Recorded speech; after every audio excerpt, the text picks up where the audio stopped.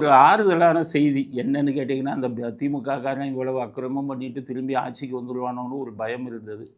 இப்போ தான் இபிஎஸ் இன்னைக்கு அறிக்கை விட்டிருக்காரு. என்னன்னு கேட்டிங்கன்னா, பாஜகவுடன் கூட்டணி உண்டா அப்படின்னு இபிஎஸ்ட்ட கேட்குறாங்க. அவர் திமுகவை தோற்கடிப்பது தான் எங்கள் லட்சியம்ங்கிறாரு. சார் 2026 தேர்தலில் பாஜகவோட கூட்டணி சேர்றதுக்கு அதிமுக பேச்சுவார்த்தையில் ஈடுபடுறதா ஒரு தகவல் ஒரு செய்தி. நான் தான் நேரத்தே சொல்லிட்டேன். அதிமுக திராவிட முன்னேற்ற கழகத்தை வீழ்த்துவதற்கு தயாராக இருக்குது. எங்களுக்கு ஒரே எதிரி திமுக தான். மற்ற எந்த கட்சி எங்களுக்கு எதிரி கிடையாது. புரியுதா? திமுக வீழ்த்த வேண்டும், அதுதான் எங்களுடைய குறிக்கோள்.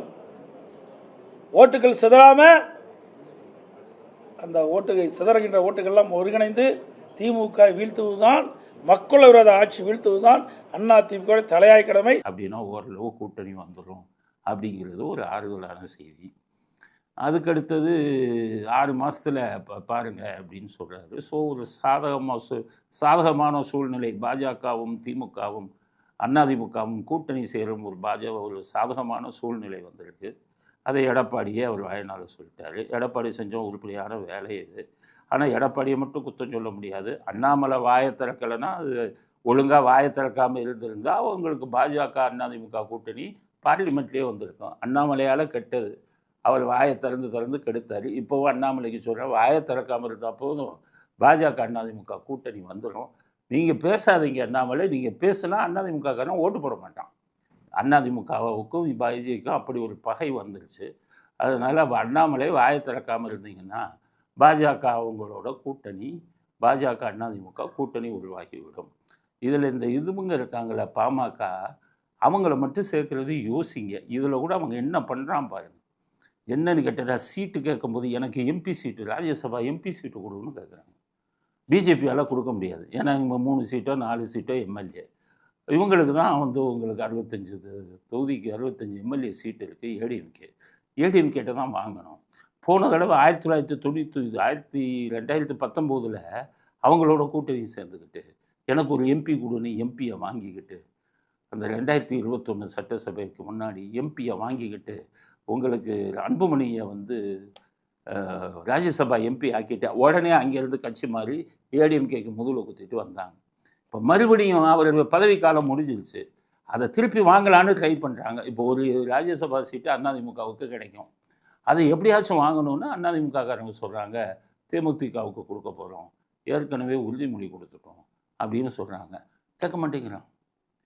என்ன பண்ணுறாப்புல, எனக்கு இப்போவே வேணும் ராஜ்யசபா, உடனே அன்புமணியை ராஜ்யசபா ஆக்கணும்னு அந்த கூட்டணிக்கு கண்டிஷன் போடுறாங்க. நான் சொன்னேன், தயவு செய்து அவர்களுக்கு எதுவும் கொடுக்காதீங்க, சீட்டு அதிகம் கொடுக்காதீங்க, செல்வாக்கு இல்லை, 5% கீழே இருக்காங்க, அவங்களுடைய இதுவே போயிடுச்சு, ரெகக்னேஷன் கொடுத்தாங்க, அங்கீகாரம் அதுவே போயிடுச்சு. இவ்வளவு செல்வாக்கு இல்லாதவங்களுக்கு ராஜ்யசபா இதையும் தாரை வார்த்து இபிஎஸ் கொடுக்கக்கூடாது. ஏன்னு கேட்டிங்கன்னா, ஏற்கனவே பிரேமலதாவுக்கு ஒரு விஜயகாந்த் கட்சிக்கு ஒரு எம்பி சீட்டு கொடுக்குறதா ஒப்பந்தத்தில் கையெழுத்து போட்டாங்க. அது பிரேமலதாவே சொல்கிறாங்க, கேளுங்க, ஒப்பந்தத்தில் கையெழுத்து போட்டாங்க. பேச்சுவார்த்தையில் கூட்டணி அமைந்த போதே கையெழுத்திடப்பட்டு உறுதி செய்யப்பட்டது தான் ராஜ்யசபா. அந்த ராஜ்யசபா தேர்வுக்கான அந்த நாள் வரும் பொழுது தேசிய முற்போக்கு திராவிட கழகத்தின் சார்பாக யார் ராஜ்யசபா உறுப்பினராக டெல்லிக்கு செல்ல இருக்கிறார் என்பதை அந்த நேரத்தில் தலைமை கழகம் உங்களை அழைத்து அதிகாரப்பூர்வமாக நாங்கள் அறிவிப்போம் என்பதை இந்த நேரத்தில் தெரிவித்துக் கொள்கிறேன். இப்போ இபிஎஸ் என்ன பண்ணுறாரு, பாட்டாளி மக்கள் கட்சிக்கு அந்த ஒரு எம்பி கொடுத்துணுன்ட்டு நாங்கள் எங்கே கொடுக்குறோம்னு சொன்னோன்னு பெல்ட்டி அடிக்கிறது. தேமுதிகவுக்கு கடந்த கூட்டணி அப்போ ராஜ்யசபா அதெல்லாம் உரிய நேரத்தில், அதாவது இந்த கூட்டணி இதெல்லாம் விட்டுருங்க. நீங்கள் தேவையில்லாத கேள்வியெல்லாம் கேட்க வேண்டாம், புரியுதா? அது யார் சொன்னால் நாங்கள் தான் சொன்னோமா? சொல்லுங்கள் பார்க்கலாம். நாங்கள் தான் சொன்னோமா? யாரோ சொல்கிற கேள்வியில் எங்களை கேட்காதீங்க சார். நாங்கள் ஏதாவது வெளிப்பட்டணுமா? தேர்தல் அறிக்கை வந்ததில்லை, நாடாளுமன்ற தேர்தல் வந்ததில்ல, தேர்தலில் என்ன வெளியிட்டோம் படித்து பாருங்கள். அப்படி தான் நடந்துக்கும். ஸோ கொடுத்து ஒப்பந்தத்தில் கையெழுத்து போட்டு, அப்போ எதுக்குன்னா விஜயகாந்த் கட்சியை கழட்டி விட்டுட்டு பாமகவோட சேர்ந்து இந்த ஒரு எம்பி சீட்டை கொடுத்துடலாம் அப்படின்னு ஐடியா பண்ணுறாரு. பாட்டாளி மக்கள் கட்சியோடு சேர்ந்திங்கன்னா அதிமுகவுக்கு இதுவே மன்னிப்பே கிடையாது. ஏற்கனவே உங்களுக்கு விஜயகாந்த் கட்சியோட கூட்டணி சேர்ந்தீங்கல்ல, ஒரு எம்பி கொடுக்குறேன்னு ஒப்பந்தத்தில் கையெழுத்து போட்டீங்கல்ல, அப்போ இப்போ நாங்கள் எப்போ கொடுக்குறோன்னு சொன்னோம்னா அது அரசியல் நாகரிகம் இல்லை, அரசியல் பண்பாட்டை தெரிஞ்சுக்கங்க இபிஎஸ்.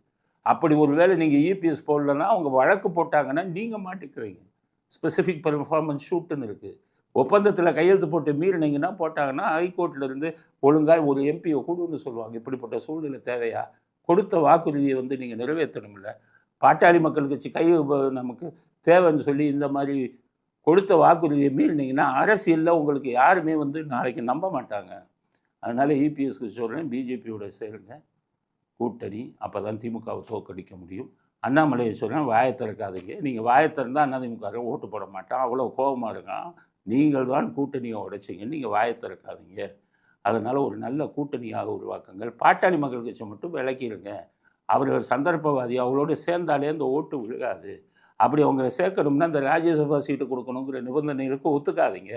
40 சீட்டு அவங்களுக்கு கொடுக்காதீங்க. 35 சீட்டில் தோற்றுருவாங்க. 35 36 சீட்டில் அவங்கள நின்னா அதிமுககாரன் கூட ஓட்டு போட மாட்டான்.